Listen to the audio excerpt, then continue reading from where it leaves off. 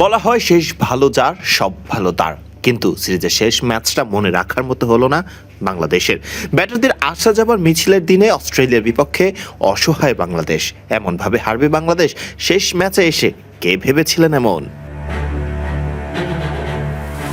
টসে জিতে ব্যাট করতে নামা বাংলাদেশ প্রথমেই হারায় তানজিদ হাসান তামিমকে, তাও আবার অনাকাঙ্ক্ষিত রান আউটে। ওই একটি উইকেটেই কেবল বলা যায় দোষ নেই ব্যাটারদের, বাকি সময় যেন ব্যাটসম্যানরা ইচ্ছে করেই দেখালো আসা যাবার মিছিল। সাইফ হাসান, নুরুল হাসান সোহান, পারভেজ হোসেন ইমন এবং শামীম হোসেন পাটোয়ারি, একে একে ব্যর্থ সব টাইগার ব্যাটাররা। 2 অঙ্কের রান করেছেন এদিন মাত্র 2 ব্যাটার, তাও রিশাদ এবং অধিনায়ক তাওহিদ হৃদয়। রিশাদ হোসেন খেলেছেন এদিন ব্যক্তিগত 16 রানের ইনিংস, আর তাওহিদ হৃদয় খেলেন অপরাজিত 61 রানের ইনিংস। এছাড়া অন্য ব্যাটারদের মধ্যে তানজিদ তামিম 5, সাইফ হাসান 1, পারভেজ হোসেন ইমন 1, নুরুল হাসান সোহান 6 এবং 0 রানে এদিন সাজঘরে ফেরেন শামীম হোসেন পাটোয়ারি। বাংলাদেশ তাওহিদ হৃদয়ের 61 এর উপর ভর করে শেষ পর্যন্ত নির্ধারিত 20 ওভারে 8 উইকেট হারিয়ে পুঁজি পায় মাত্র 109 রানের।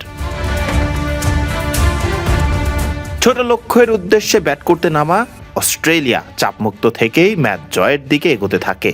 তবে অর্ধশতক হাঁকিয়ে ব্যক্তিগত 60 রানে থাকা অজি কাপ্তানকে সাজঘরে ফেরান শরীফুল ইসলাম।